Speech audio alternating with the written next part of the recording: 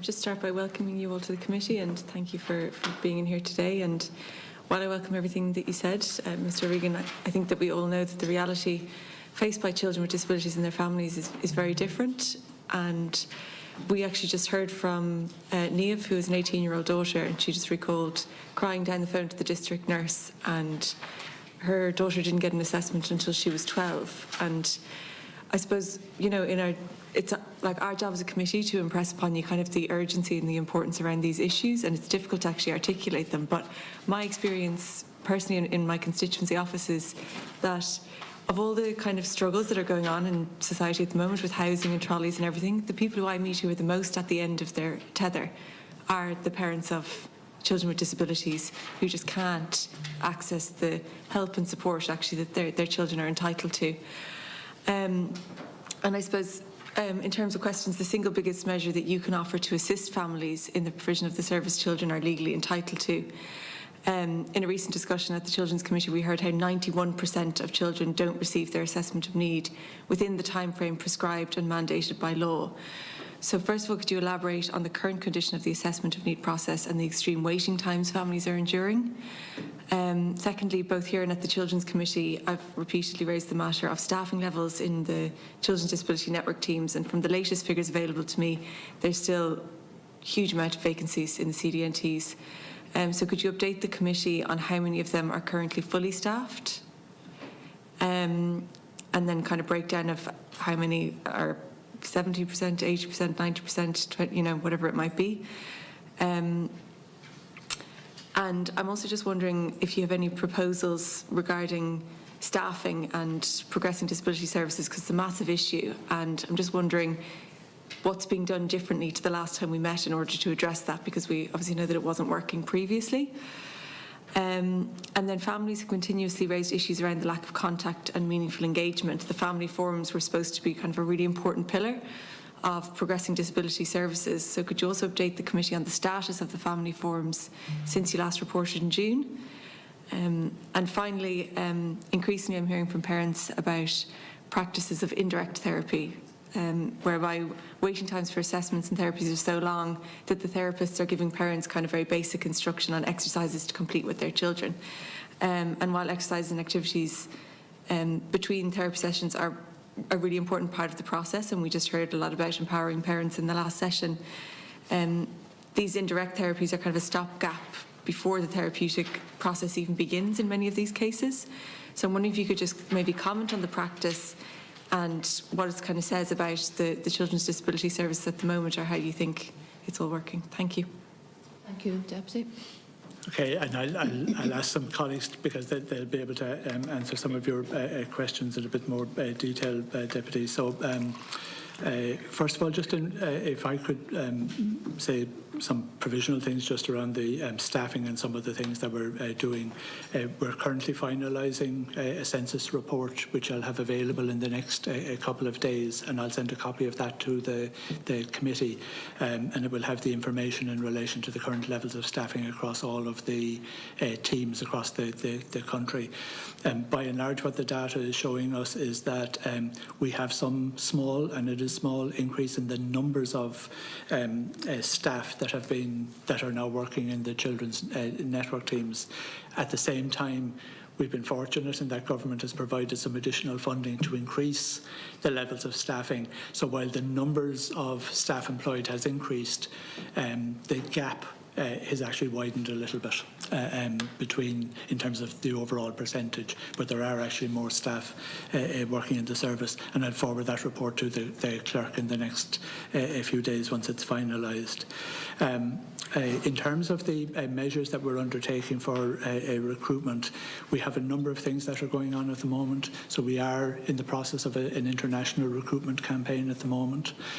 We are working with colleagues to support the clinical placements that those staff will need. We are going out to the colleges in the next week or two to try to secure the students that will graduate this September. There is work going on that the HSE are doing with the Department of Health and the Department of Children in terms of engaging with Minister Harris's department and the colleges in terms of increasing the capacity through the colleges and looking to see what can be done there.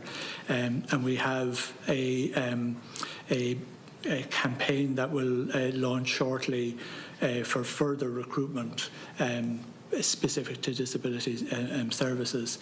That's in addition to what each of the lead organisations are doing, and it's in addition to what the different CHOs are doing, and they are all actively recruiting as well. I think part of the challenge that we have in terms of recruitment is, one, there's a limited pool of people that we're looking to draw from, whether that's national or international, and we are competing internally within the HSE as well. So speech and language therapists aren't just required for disability services. Other parts of the HSE are also looking to draw from that pool. So we need to make sure that working in children's services is as attractive as possible, while at the same time trying to make the pool of people that we can draw from as wide as possible. In terms of AON, Angela, maybe if you want to take that. Okay. So assessment of need remains a significant challenge for us, and I think, just to reiterate, we've said it before, but it's really important to be clear that children do not need a diagnosis to access our services. So assessment of need is a legislative requirement, but the more resources we target towards assessment of need, the less we have available to provide interventions for families. And that's what every family is looking for. The assessment is only the beginning of the process. Families really want intervention and support for their children. So we're trying to strike a delicate balance where we're trying to meet our legislative obligations with difficulty. But if we focus our resources exclusively on meeting our legislative obligations and towards assessment of need, our clinicians will be doing nothing, only assessments, and children will not be able to provide intervention.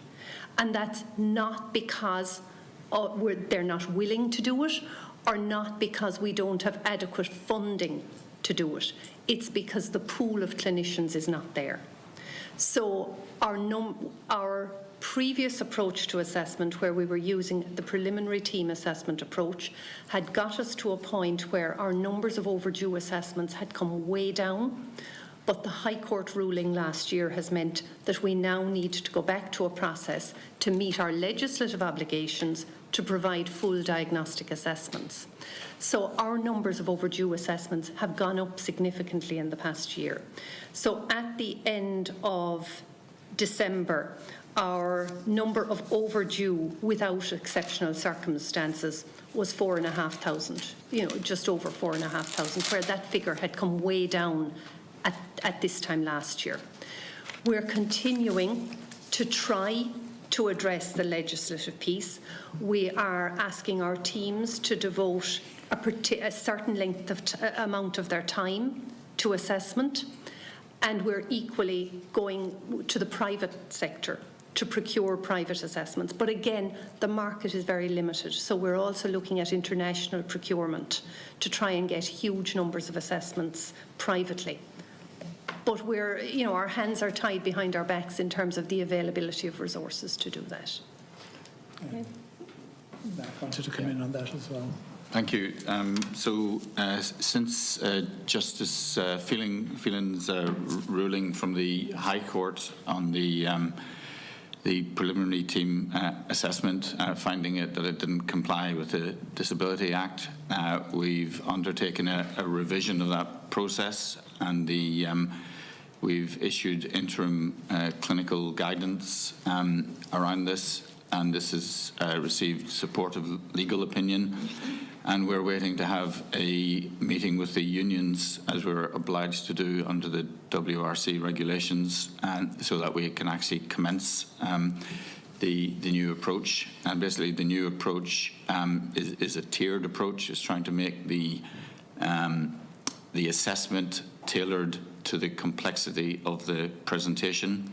and trying to ensure that we don't have overly long presentations, because as Angela was saying, what we found is that when people have extremely lengthy presentations, that obviously takes away from the time that's available for intervention. And I'm just actually recalling, Deputy Cairns, that you used a very powerful analogy before when we were in here, and you were making the point that I think we said we had 91 disability teams, and you were saying that if we fielded a team for Ireland, I recall, and it only had half of the people on it, we wouldn't say that was a team. I think, to be quite honest, in our current circumstances, as well as being under-resourced, as you know, the situation with the AON literally takes the ball away from us, because we're having to direct resources to places that are required to fulfil legislative responsibilities rather than the interventions that we really desperately want to provide. Caroline might comment on the family forums. Yeah, on the family forums. Yeah, we've been very actively helping CHOs and CDNTs to get their family forums up and running. And we've had workshops for CDNMs themselves on how to get that moving. Actually, this Friday we're having an online session with facilitators. So each team is looking, or CHO is looking for an independent facilitator for those family forums. I think that's very important, so that it's really balanced for families and they feel they can take part. And I know, for instance, some have certainly got going already. So CHO 6, I know they're well advanced, and I think nearly all of their family forums have had their first meeting. There might be one or two still to go, and other CHOs have them in line.